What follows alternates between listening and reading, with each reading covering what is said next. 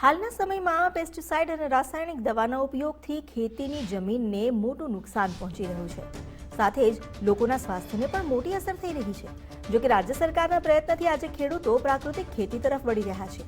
જૂનાગઢના ખેડૂત રમેશભાઈ સાવલિયાએ 5 વર્ષ પહેલા 20 વીઘાના ખેતરથી પ્રાકૃતિક ખેતીનો પ્રારંભ કર્યો. આજે તેઓ જામફળ, કેળા, ચીકુ, સંતરા અને મોસંબી જેવા અનેક ફળનું ઉત્પાદન કરી રહ્યા છે. ફળોની સાથે લીંબુ, આદુ, લીલી હળદર, ટમેટા, મરચા, કોબી અને ફ્લાવર જેવા શાકભાજીનું પણ ઝેર મુક્ત ઉત્પાદન કરી રહ્યા છે.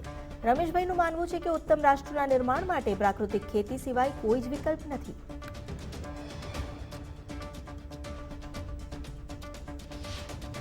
સારું ઉત્પાદન મેળવવું હશે, ઝેર વગરનું ઉત્પાદન મેળવવું હશે તો માત્ર પ્રાકૃતિક ખેતી એ જ એનો વિકલ્પ છે.